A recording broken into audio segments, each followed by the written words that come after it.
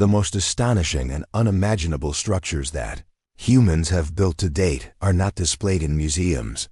They are not behind glass. They are not protected by velvet ropes or explained by plaques. They move, they run. They carry traffic, water, electricity, and people. They are, in fact, a source of life for us. Right now, in places most of us will never visit, they are doing the work the world has quietly become dependent on, without us fully realizing how extraordinary they are. If there are any engineers among you, I don't know if you'd agree, but it's definitely true that the strangest fact about engineering at its highest level is that the greatest achievements are usually lost in the landscape. A bridge becomes a road. A dam becomes a water source. A building becomes a neighborhood. And the more seamlessly it functions, the more completely its success is hidden within itself. And we humans don't even notice it. Today, we will examine what lies behind this success. Not the statistics. Numbers can be found anywhere. Not the record lists either. Records are meant to be broken. What we will examine is the thinking behind these structures. In other words, it's time to realize certain problems that make ordinary solutions impossible. Moments when engineers had to abandon methods that had worked before and build something that had never been tried before. Because the real story lives there. Not in dimensions, in decisions, different structures. Moments when human ambition and geological reality clash and must find a way to compromise. When you finish watching this video, you won't look at infrastructure the same way again. And the next time you cross a bridge, enter a building, or fly over a coastline, you'll understand at least a little bit about what makes that ordinary moment possible. And if you're ready, don't forget to follow us and subscribe. Let's go discover the unsung heroes.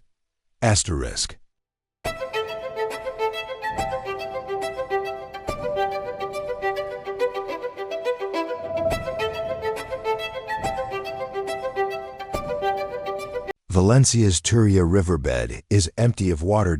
It has been empty since 1957, when a catastrophic flood killed over 200 people and the Spanish government diverted the river around the city, leaving a dry corridor 5 kilometers long running through the urban fabric. For years it sat, an absence, a scar, a reminder of disaster. What was built in it, starting in 1998, is one of the most architecturally ambitious cultural complexes in the world, the City of Arts and Sciences.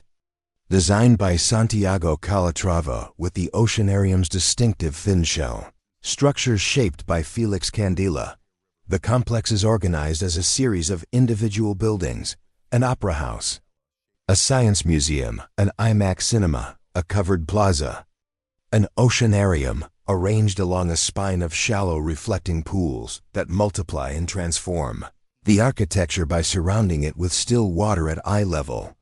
The visual effect depends on this doubling. The white bone-like forms above the water and their perfect inverted images below create a symmetry that makes the entire complex feel more like a natural formation than a built one. Calatrava's structural language is, at its most extreme, the architectural equivalent of skeletal anatomy. He designed structures that look like they should not work, forms so elongated, so asymmetric, so dominated by cantilevers and curves, and then demonstrates that they work precisely because of their geometry. The Opera House, the Palau de les Arts Reina Sofia, is covered by 2 curved shell structures that interlock like eyelids. The surface area of those shells is enormous. The spans are extraordinary.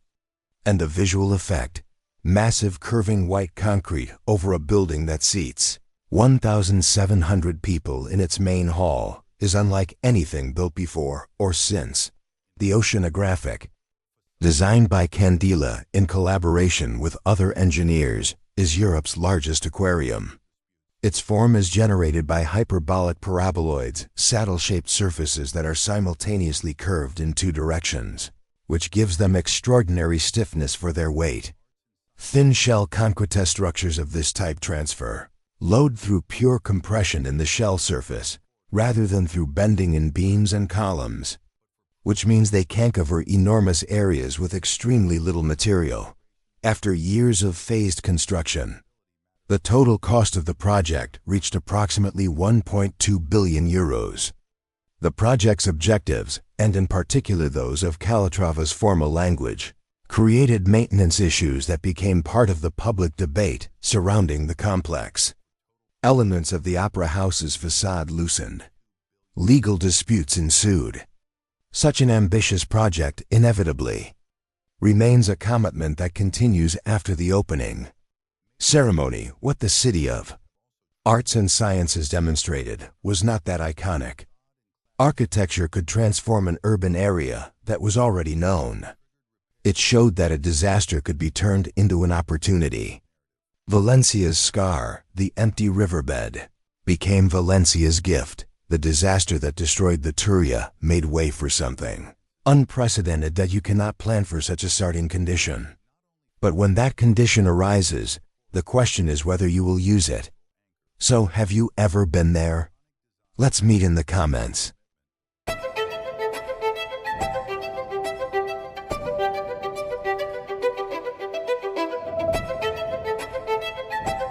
Most rivers carry water. The Yellow River carries a weapon, the weapon is sediment. Specifically, a quantity of suspended silt so vast, so persistent, so consistently renewed by the erosion of the lowest plateau in China's interior, that the river has spent thousands of years depositing its load in the lower reaches and slowly, relentlessly rebuilding its own bed, higher every decade. Higher than the surrounding floodplain in many places. A river that flows above the landscape it once carved. This is not a metaphor. In sections of the lower Yellow River, the riverbed sits meters above the surrounding countryside, held in place by levees that have tobe raised as the bed rises, in an escalation that has been ongoing for centuries. When the levees fail, and historically they have failed, the consequences have been among the most catastrophic flood events in human history. Asterisk.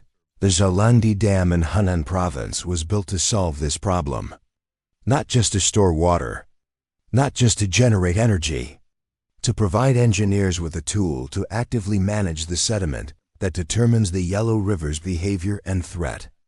The dam is approximately 154 meters high and was built as a rock-filled dam. Unlike concrete dams, it is a structure that can flex under applied loads. Yes, you heard right, it's almost like rubber. Unlike concrete dams, it does not have to absorb stress rigidly. Behind the dam is a water storage basin that can be released in controlled bursts. And these releases, which have been planned since 2002 to clear sediment, represent the most important engineering achievement at Xiaolangdi. Physically, it works like this. When large amounts of water are rapidly released from the dam's low-level outlets, it accelerates and picks up the silt accumulated in the reservoir and the channel downstream. This silt is transported to the sea instead of accumulating. The channel is cleaned. The bed in critical sections does not rise, it falls. It performs its task flawlessly, like a machine. What looks from the outside like a dam releasing water is, from an engineering perspective, a machine performing surgery on a river. Precisely timed, carefully measured, repeated, annually to undo what the river's natural physics constantly attempts to do. The dam also generates approximately 1,836 megawatts of hydroelectric power, enough to supply millions of homes, which means the same structure that manages China's most dangerous river also contributes to the energy infrastructure that keeps China's cities running. The costs are real. The reservoir's creation displaced hundreds of thousands of people in one of the largest resettlement programs associated with any single infrastructure project. The altered hydrology has changed erosion patterns both above and below the dam in ways that require continuous monitoring. the ecological balance of the lower river has been modified. And that modification has consequences that are still being tracked and assessed. Asterisk. Xiaolangdi is not a solution for the Yellow River. It is a partnership with it. It is a structured, ongoing negotiation with a river that has reshaped this landscape for millions of years. What the dam provides is not control. The Yellow River is too vast and too ancient for that word to be honestly applied. What the dam provides is the ability to intervene. It offers people dependent on the predictability of the river's lower reaches a set of tools their ancestors never had. This is what engineering has truly achieved. Not conquering the river, initiating a dialogue with the river. In fact, engineers are artists. Asterisk asterisk.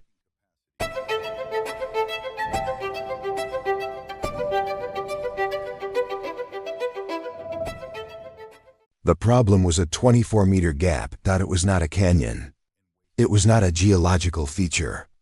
It was the difference in water level between two canals that were once connected, the Forth and Clyde Canal at one height, the Union Canal 24 meters higher, and when a series of locks were demolished in 1933 to build a road, they became separated.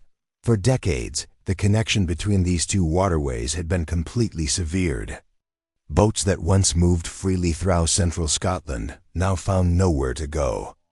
They were virtually homeless. The canals had become disjointed parts of a fragmented system. The most obvious solution was to rebuild the locks. Historically, 11 locks had bridged the gap between the two canals. Rebuilding them would be entirely functional and nothing particularly interesting. Boats would slowly ascend through 11 chambers, waiting at each stage for the gates to open and close, for the water to fill and drain, passing lock after lock until the difference in height was completely eliminated.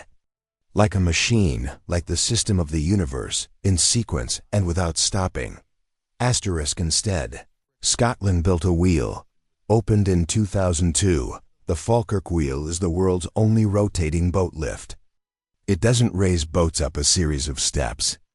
It traces them in a single rotation, carrying two gondolas, each carrying a boat and the surrounding water, around a central axis, lowering one while raising the other. They have cleverly used physics. The engineering principle that makes this possible is so elegant, it seems magical. Each gondola always contains the same volume of water, whether it has a boat inside or not, because the boat displaces its own weight in water. This means both gondolas always have the same weight. It is a perfectly balanced system. This also means that the energy required to turn the wheel is not the energy required to lift the boats, but only the energy required to overcome friction and maintain rotation.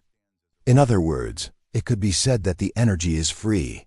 Practically speaking, the entire rotation consumes roughly the same amount of electricity as boiling 8 household water heaters. For a machine that moves fully loaded boats 24 meters through the air, let's discuss in the comments where else you think this could be used. Standing beside the Falkirk wheel as it operates is one of those experiences that engineering occasionally offers. Watching something seemingly impossible unfold at walking pace, in complete silence except for the gentle sound of the gondolas turning to adjust the water level, without drama or visible effort, on the wheel. A short flight of 3 additional locks carries the boats the remaining 11 meters to Union Canal level. And then the boats continue on their way through Scotland, through a network of canals that had been broken for 70 years and are now whole again. The restoration was not just mechanical. The canals themselves had become silted up and neglected. The Falkirk wheel was at the heart of a much larger renovation project that made the entire waterway system navigable again. Communities that had grown up alongside canals that led nowhere had now reconnected. It was as if they had started a new life. In its best, infrastructure does more than just move objects. It reunites what has been separated. It brings back what was lost. The Falkirk wheel is an engineering achievement, yes. But more accurately, It is a restoration project carried out with extraordinary grace in a landscape that had been missing asterisk, asterisk, asterisk, asterisk.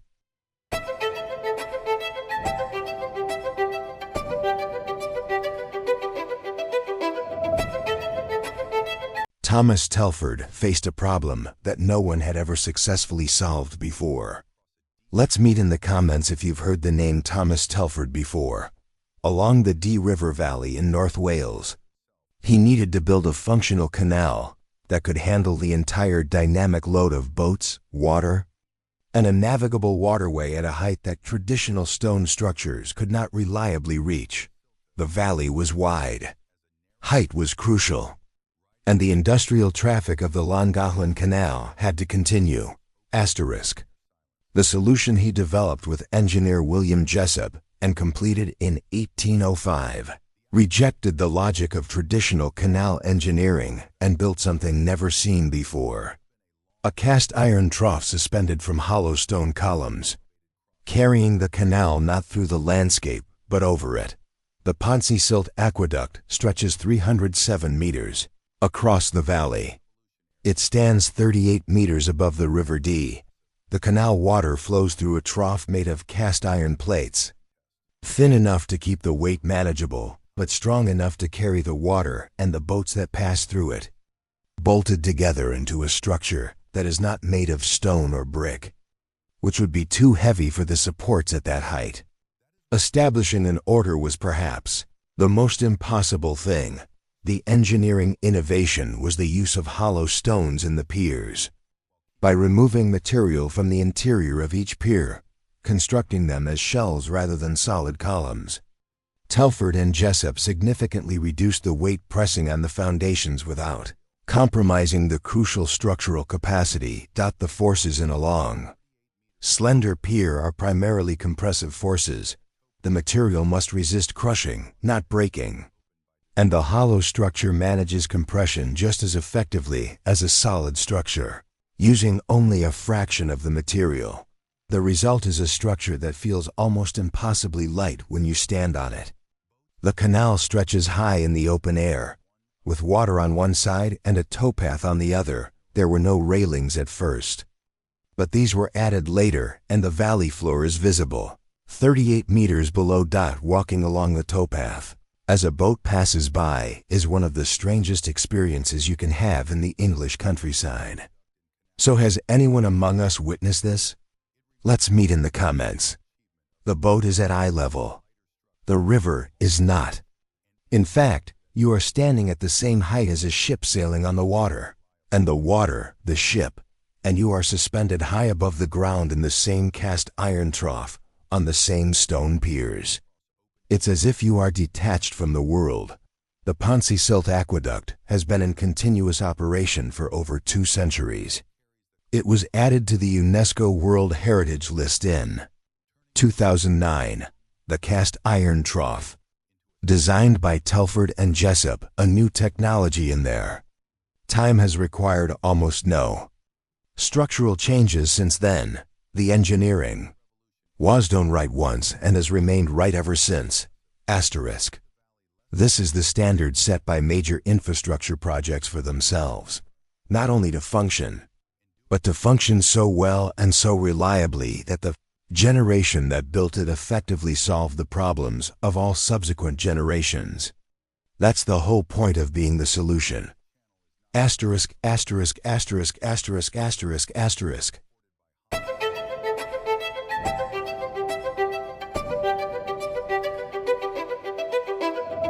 There is a building in London that is a city inside a tent. Tent is not a metaphor, the structure that covers. The O2 Entertainment District, built originally as the Millennium Dome for the year 2000. Celebrations and subsequently repurposed. As the venue it has become, is a tensile fabric roof supported by 12 steel masts and held in shape by a network of high-strength steel cables. The diameter is 365 meters, 1 meter for each day of the year. A piece of dimensional symbolism that was almost certainly pointed out in every presentation ever made about the project. Asterisk. The engineering challenge of the roof was not primarily structural, but the structural engineering required to hold the 365-meter-wide fabric membrane in place in London's wind conditions was a significant achievement in itself. The real challenge was the material, designing a fabric system capable of spanning these distances, withstanding the environmental stresses of a coastal urban climate, and maintaining its integrity over decades of use. But they succeeded in this too. Borough Happold's engineering team produced a system of 12-meter diameter, yellow steel columns supporting cables that hold the roof membrane in a shallow dome profile. This geometry imparts structural efficiency to the tensioned fabric by allowing forces to act through tension rather than bending. The roof is lighter than the volume of air it contains. This is not a marketing claim. It is a direct result of tensile efficiency. When you design a structure where each element is under pure tension, you eliminate the inefficiency caused by the materials fighting against bending. And their salt is a structural system that achieves immense spans with minimal mass. The repurposing of this structure into the O2 is a story about what happens when an infrastructure commitment outlives its original purpose. The Millennium Dam was politically and financially catastrophic. The celebrations it was built to house were attended by far fewer people than projected. The costs were enormous. The structure sat largely unused for years.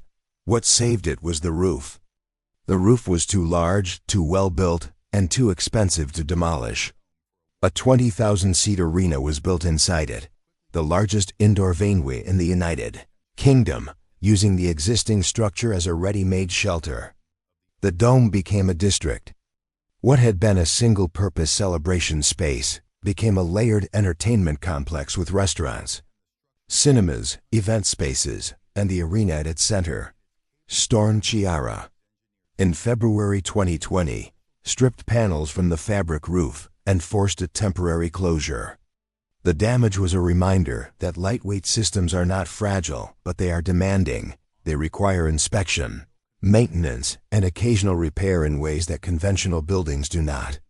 The tensile logic that makes the roof efficient also means that local damage can propagate, and that management of the structure is a continuous process rather than an initial investment. Asterisk. What O2 ultimately demonstrates is not merely engineering innovation. It is the value of a structure being so well built that it transcends its original purpose and finds a new one. The tent remained. The city within it changed. And the roof, as light as the air above the tent, kept both dry. A new home, perhaps a new atmosphere. Do you think it was logical? Let's meet in the comments. Asterisk, asterisk, asterisk, asterisk, asterisk, asterisk.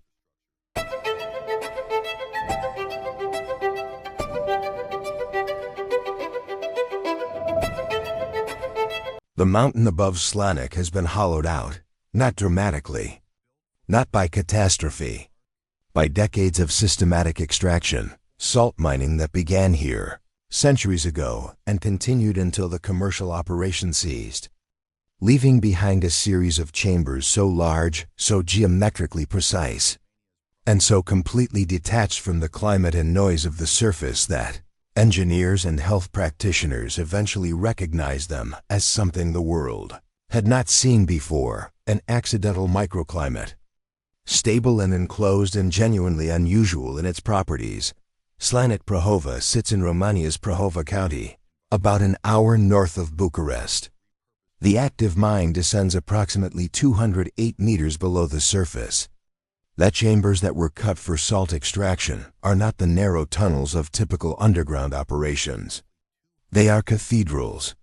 Trapezoidal in cross-section for structural stability, the shape distributes load evenly around the opening, preventing the progressive failure that more angular forms are susceptible to.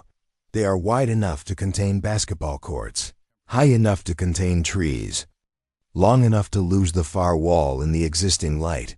The temperature underground stays at approximately 12 degrees Celsius year-round. The humidity is steady and low. The air is saturated with fine salt particles that remain suspended rather than settling, a consequence of the evaporation from the exposed salt walls. There is no pollen. There is no pollution. There are no external pressure changes, no temperature fluctuations. None of the variables that trigger respiratory symptoms in sensitive individuals. Above ground. The therapeutic application, speleotherapy. Specifically holotherapy, the use of salt-saturated air for respiratory care, has been documented in Central and Eastern European medical literature for decades. People with asthma, with chronic bronchitis, with allergic conditions spend extended periods underground as part of managed health programs, and significant proportions report measurable improvement. This is not a natural wonder that humans discovered and preserved unchanged. The microclimate at Xiaolangdi exists because human industry cut the chambers that created it. The spaces that regulate temperature and humidity and air chemistry with such consistency were built for an entirely different purpose. The salt that makes the air therapeutic was the product, not the point. There is something unusual about that origin, a mine that became a hospital, because the mine became a cave because human hands removed the mountain's interior methodically over many generations, and left behind conditions that the mountain had never contained before.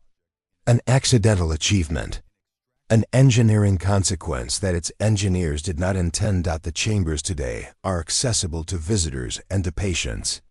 Facilities have been built underground, treatment areas, rest areas, recreational spaces. The mine hosts underground concerts, underground conferences, underground exhibitions. A community has organized itself in a space that was never designed for. Community. The most durable infrastructure is sometimes infrastructure that outlasts its original purpose and becomes something its builders could not have imagined.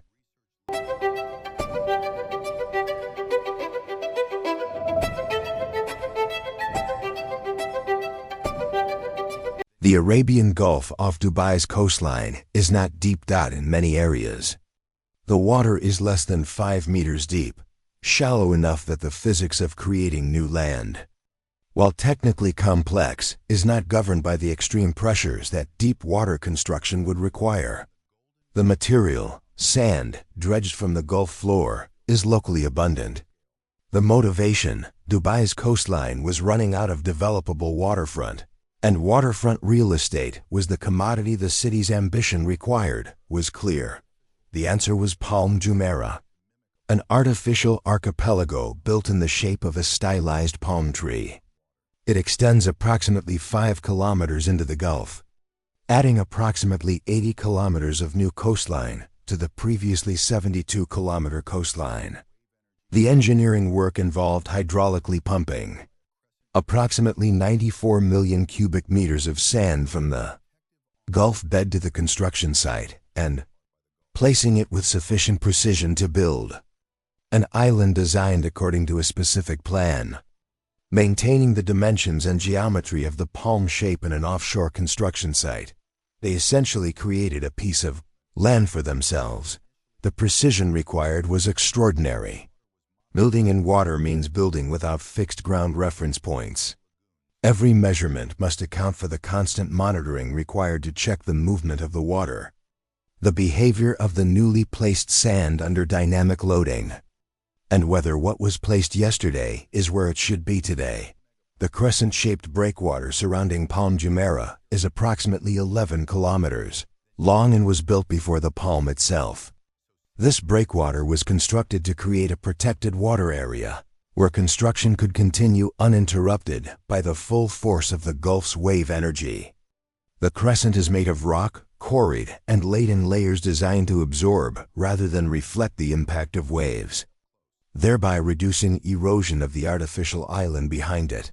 What the crescent also did, unintentionally, was reduce tidal circulation within the enclosed lagoons. Slower water movement meant that warmer, less oxygenated conditions developed, a problem that can lead to algae growth and deteriorating water quality. The solution was to introduce gaps in the crescent breakwater, allowing tidal exchange. and to actively manage the circulation with monitoring and periodic intervention. The POM was not a static structure that could be built and forgotten. It was a dynamic system that required ongoing management to function as designed. The ground improvement program, the process of densifying. The placed sand so that it could support. Construction involved driving steel pipes into the newly created land and injecting water under pressure to cause the sand particles to vibrate and compact. Without compaction, the sand would behave as sand does.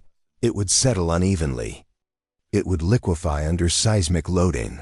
It would fail to support the loads that buildings impose. Palm Jumeirah's lesson is not that ambitious coastal construction is possible. We knew that. Its lesson is that coastal construction at this scale requires you to solve not one engineering problem, but 5 or 6 simultaneously, and that the solution to each one creates conditions that require the next solution. Build a breakwater to protect the island. Manage the circulation problem the breakwater creates. Compact the sand to support buildings. Monitor the compaction to ensure it holds. Maintain the geometry of the shoreline against the erosive forces that never stop. Building the shape was the beginning. Keeping it is the work.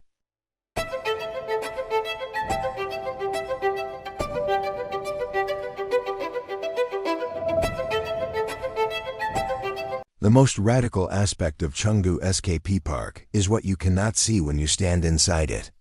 Before continuing, guess what you think you cannot see? Let's meet in the comments. You can't see the retail sales. You can't see the commerce. Beneath the grass, fountains, and 33 meticulously designed landscape areas covering the space. You can't see the 5-story, fully operational shopping mall that most visitors can navigate and spend time in without even realizing it. This is no accident. It is the precise goal of the design strategy developed by Heatherwick Studio and Landscape by Field Operations to build a commercial complex on an urban scale and to bury it completely. Not metaphorically but literally, so that the public space above ground is perceived not as retail space, but as civic space. The mechanism is topography. The site is shaped. What appears to be the natural slope of the landscape, rising and falling grasses. Terraced steps leading toward water features. Paths winding around contours, is an engineered terrain designed to guide visitors to the points where the ground opens up. Where the retail area begins, the landscape forms an edge. A canyon. A cut. The transition from park to commerce is expressed not as an entrance to a building but as a descent into the terrain. The water features that animate the surface are not decorative. They are the orientation infrastructure. The sound of water prompts movement. The appearance of fountain determines its location. The cooling effect of evaporating water creates a microclimatic comfort that extends the time visitors spend on the surface. Every element of the landscape is designed to make the park feel like the primary experience, because the more time visitors spend on the surface, the more the surface earns its investment. A 5-story underground retail and hospitality area, restaurants, luxury retail stores, entertainment venues operates at full commercial intensity in an environment that deliberately conceals its commercial nature from the city above. Chengdu SKP Park opened in December 2022 and represents the direction of urban commercial development in response to a real problem. Large-scale Chengdu SKP Park opened in December 2022 and represent the direction of urban commercial development that responds to a real problem. Large-scale retail has become a visual and spatial burden in many contexts. It creates dead zones. It interrupts public space. It makes the surrounding city worse. The answer here was not to make retail more attractive. It was to make retail invisible and replace its visual footprint with something the city truly needs. Park first, commerce second, and the engineering discipline required to make this sequence effortless. Have you ever been there and looked at it from this perspective? Let's meet in the comments.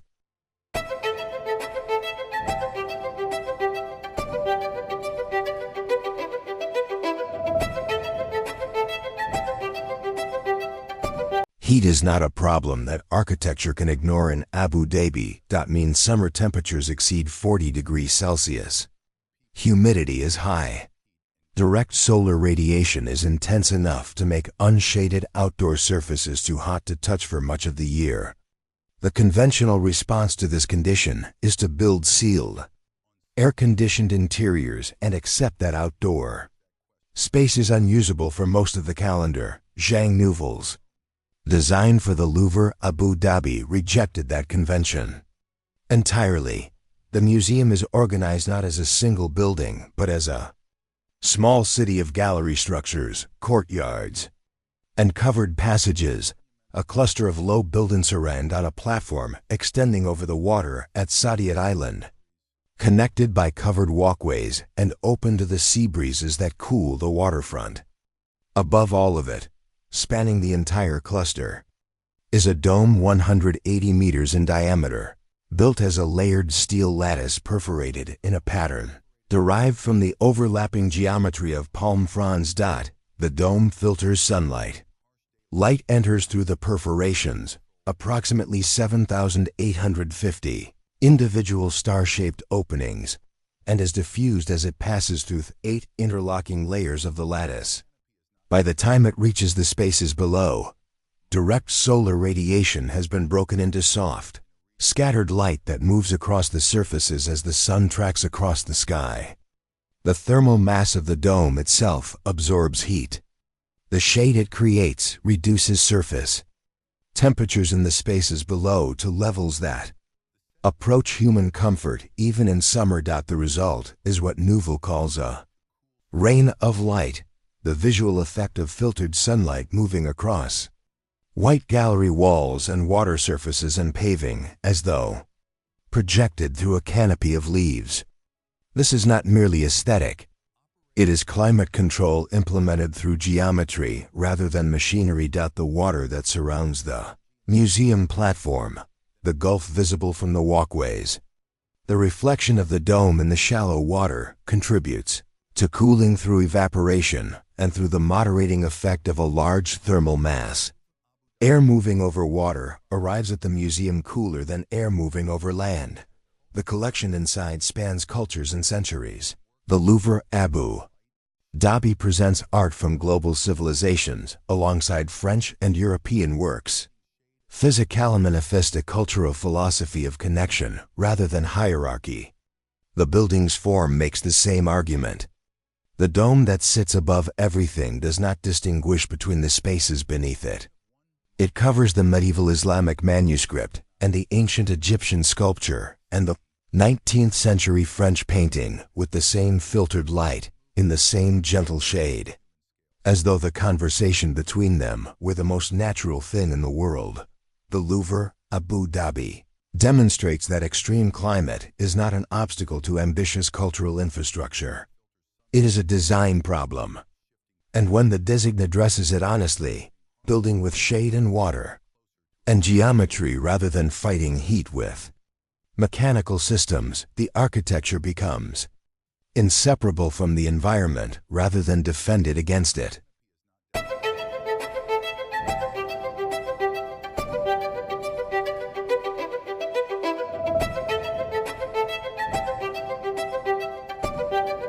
At a certain height, a building ceases to be a building and becomes an air system. I heard you say, "What do you mean?" And they achieved this too. The Burj Khalifa is 828 meters high from its base to its top. At this height, the conditions that must be taken into account in its design bear no resemblance to the conditions at street level. Wind speed increases with height. The wind speed at the top of the Burj is 2 to 3 times that at street level, and the character of the wind changes. At ground level, the wind is interrupted and slowed by the surrounding urban fabric. At 800 meters, there is no barrier between the building and the open desert air. Aerodynamic issues were addressed before structural ones. The building's footprint, a three-lobed Y shape reminiscent of the desert spider lily. Hymenocalis was selected and refined through extensive wind tunnel testing, not for aesthetic reasons, but because its geometry prevents the formation of regular vortices. In strong winds, circular or rectangular buildings create vortices that spread alternately from both sides and generate oscillating glacial forces, the same phenomenon that destroyed the Tacoma Narrows Bridge. Scaled up to tower dimensions, the Burj's floor plan changes at each setback level, meaning the building presents a different cross-section to the wind at every height. Organized vortex formation cannot develop a Sisyph. Building shape does not remain the same long enough for vortices to organize the tapering form. The building narrows significantly from base to top, reduces the wind load at high elevations where the structure is simultaneously most exposed and most slender. Every meter the building grows thinner, the force on it from wind diminishes. This taper was not achieved by simply reducing the floor size uniformly. Each of the three lobes of the Y-plan steps back at different levels, creating a twisted, helical appearance as the building rises that is both structurally motivated and visually distinctive. The concrete mix used for the lower levels was developed specifically for the project. Dubai's ambient temperatures, summer temperatures above 40 degrees during the day, significant temperature drops at night, create conditions under which conventional concrete behaves unpredictably.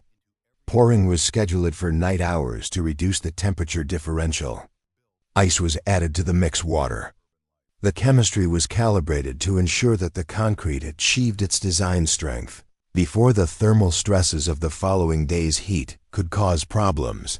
A building 828 meters tall cannot rely on a single elevator bank. The vertical circulation system is complex enough to require express elevators serving different zones, sky lobbies where passengers transfer between elevator banks, and service routes that operate independently of the public circulation. Water must be pumped to heights that no pump was originally designed to reach. Fire safety must account for evacuation scenarios that take significantly longer to complete than any building previously required. Mechanical systems must operate in temperature and pressure conditions that vary significantly between the base and the uppermost levels. The Burj Khalifa is not a building that was designed and then built. It is a problem that was stated. How do you build this high and keep it standing and keep it functional, and then solved? System by system, constraint by constraint, until the solution was complete enough to build. It was completed in 2010. Since then, the highest structure on Earth has been an everyday building. Offices, a hotel, residences, restaurants, an observation deck. People who work in it take the elevator and go to lunch and take the elevator back, and the fact that they are doing this at 800 meters above the desert floor does not occur to them. That is what success looks like in engineering. The extraordinary made ordinary. The impossible made routine.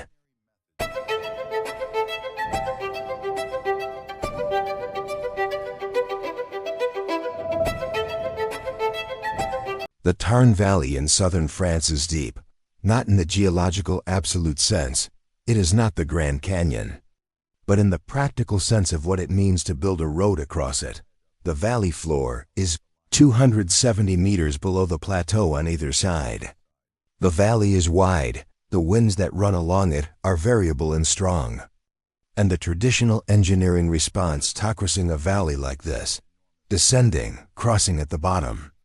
Ascending would require gradients that are problematic for heavy vehicles and curves that reduce speed and increase accident risk. Norman Foster's design for the Millau Viaduct, completed in 2004, rejected that response. The decision was to span the valley at plateau level, to build a bridge that kept the highway at the same elevation as the road approaching it on either side, carrying traffic in a straight, level line across a gap that Thellenscape makes no concession to. The result is a structure that is, in some of its dimensions, the tallest bridge in the world. One of its 7 pylons, the supporting towers that carry the cable stay system, rises 343 meters from its foundation to the top of its mast. This is taller than the Eiffel Tower. The roadway deck itself is suspended approximately 270 meters above the valley floor at its highest point. The cable stay system distributes the load of the deck, the roadway, the vehicles, the dynamic forces of wind and traffic, into the pylons through a fan of high-strength steel cables radiating outward from each pylon mast. The geometry is aerodynamic. The deck has a gentle curve in plan and is tapered at its edges, reducing the wind loading that a flat, blunt surface would generate. The pylons taper upward, keeping the center of mass low and the structural behavior predictable. Construction required advancing the deck segments from both banks simultaneously over open air, pushing the structure outward until the central pylon was reached, then advancing further until the two halves met. Building from the valley floor, the traditional approach was not used. The valley floor was left undisturbed throughout construction. The practical achievement is measurable and immediate. Before the viaduct, vehicles crossing the Tarn Valley near Millau encountered congestion, slow descent, slow ascent, variable road conditions. The viaduct removed all of that, replacing a variable and demanding crossing with a smooth, level, predictable trance that takes minutes.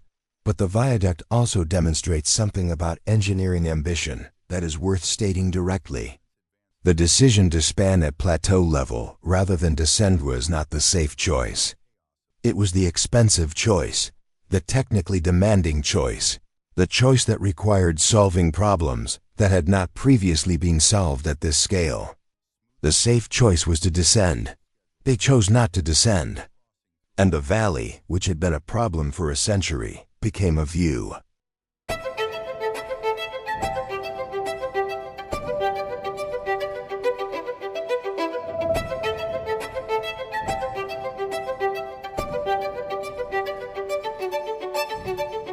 China's rainfall does not align with China's population. The south, the Yangtze River Basin, the Pearl River Basin, receives abundant precipitation. The north, Beijing, Tianjin, the North China Plain, receives far less, and the population density and agricultural and industrial demand there far exceed what the local hydrology can sustainably supply. The North China Plain, which feeds a significant portion of China's population, has been overdrawing its groundwater for decades, lowering the water table at rates that create long-term supply risk.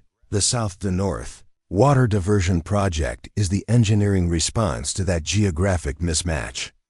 At its completion, it will be the largest water transfer infrastructure ever built.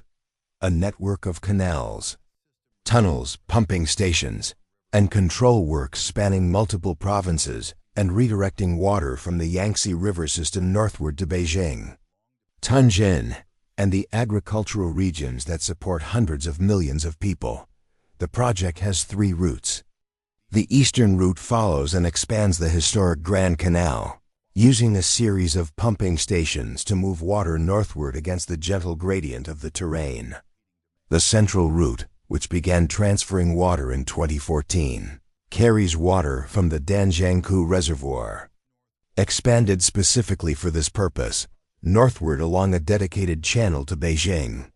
The western route, still in planning and construction, will require tunneling through the Tibetan Plateau. The scale of the engineering is not primarily in any individual structure.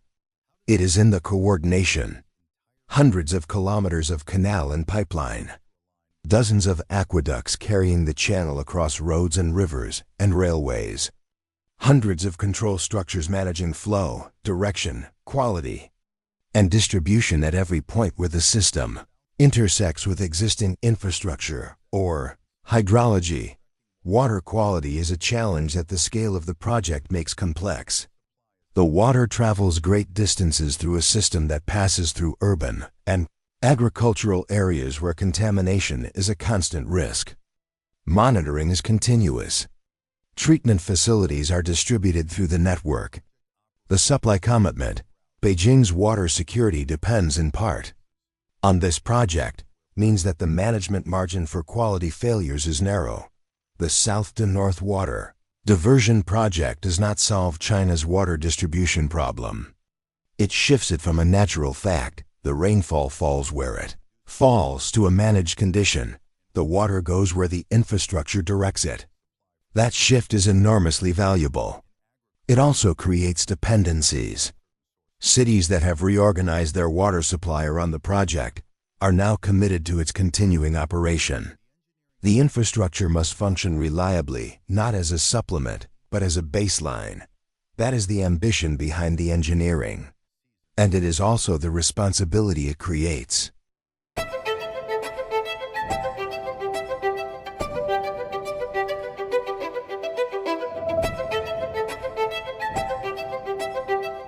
A stadium is, in most cities, a problem.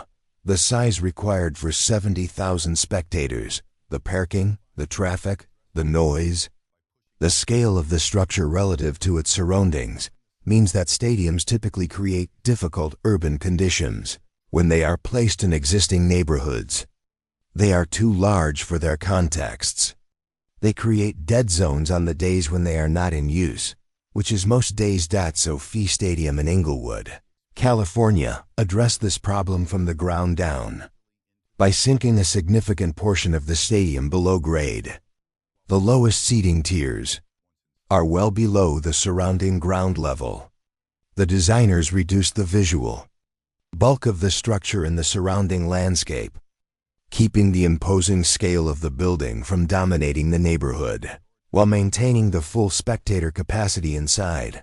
The decision to go below grade was not only visual.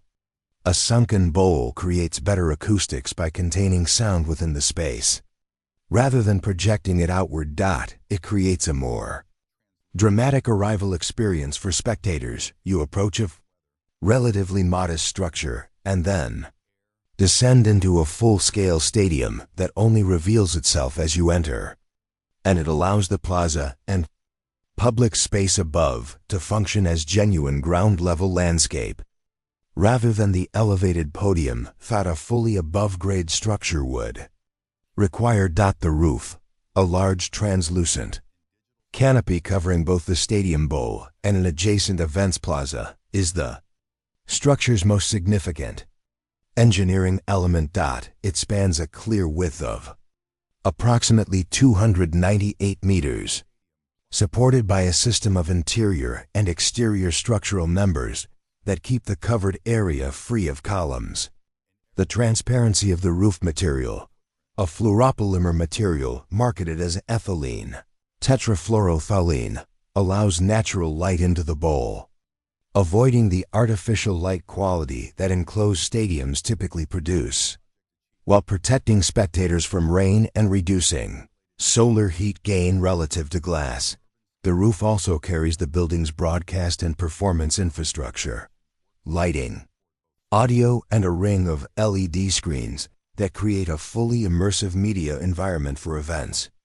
The combination of translucent natural light and controlled artificial light means the stadium can function both as an outdoor-feeling sports venue and as a sealed, controllable performance space.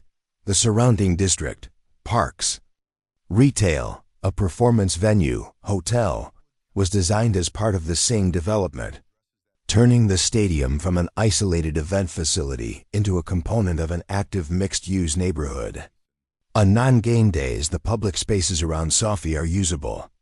The stadium is not absent. It is available, a backdrop to ordinary urban life rather than an interruption of it. These incredible structures are not complete, not in the sense that their stories are finished, nor in the sense that the questions they raise have been answered. The Xiaolangdi Dam is still negotiating with the river that has formed its bed for centuries. The Falkirk wheel still turns, still balanced, still lifting boats using the physics of buoyancy in a way Archimedes would recognize. The Poncy Aqueduct still carries boats across the Welsh Valley on bolted cast iron plates, just as it did when Napoleon was alive. The Poncy Aqueduct, built during Napoleon's lifetime, continues to carry boats along the Welsh Valley on cast iron plates bolted together. The Burj Khalifa still stands in the desert wind, its aerodynamic shape still breaking the vortices that would cause it to sway. Thetron's Alaska pipeline still carries oil through slowly warming soil. The South to North Water Diversion Project still carries rainwater from the Yangtze Basin earthward to cities in need. What connects all these structures? What makes them mega projects in the meaningful sense of the word? Not just in terms of their size, is not their size. It is the quality of the thinking behind them. It is the perspective of those engineers.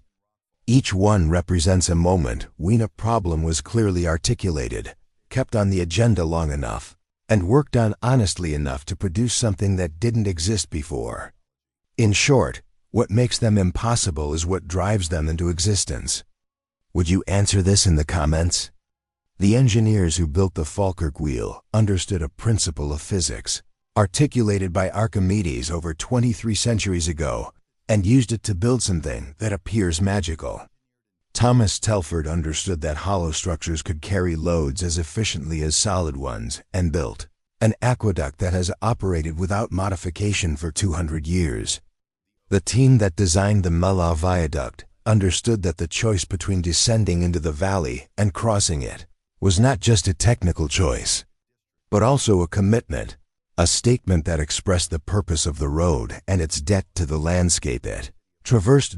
Engineering at its best produces this. Not just structure, not just function, not just the satisfaction of a specific technical constraint. It's about bringing that idea to life, a kind of physical manifestation of thought, a way of understanding the world, built on the scale of the world, operating within it, invisible within its own success. Find the structures near you that you no longer notice. Look at them as if they were something strange. Ask what problem they were built to solve and whether they still solve that problem. The extraordinary is everywhere. It has just learned to do it quietly. And now you can have a different perspective. Don't forget to subscribe if you liked the video. I wonder if you'll wait for the next one. Let's meet in the comments.